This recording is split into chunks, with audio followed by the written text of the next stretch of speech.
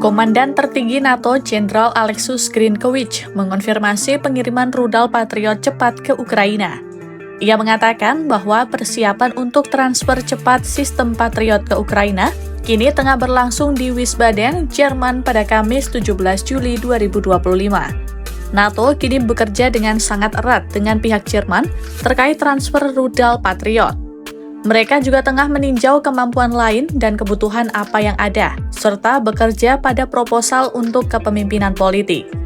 Sementara itu, Grinkowicz juga memberikan gambaran yang lebih luas tentang situasi global dan memperingatkan bahwa Rusia tetap menjadi ancaman abadi, bahkan jika terjadi kesepakatan damai di Ukraina.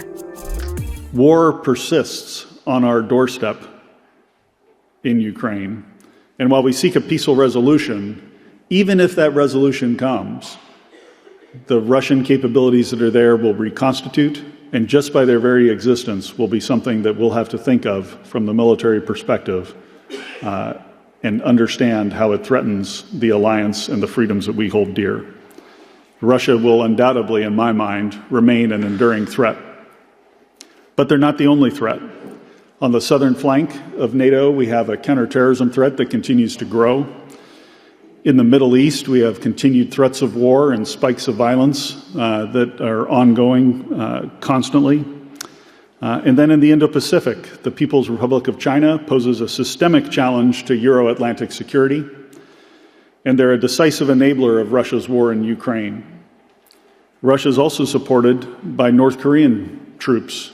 Who would have thought that we would see North Koreans fighting in Kursk?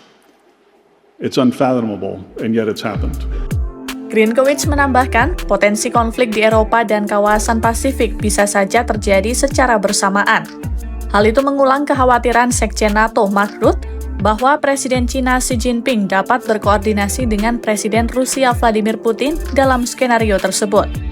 Grinkowicz pun menuduh China membantu perang Rusia di Ukraina dan menyoroti kehadiran pasukan Korea Utara di Kursk, Rusia.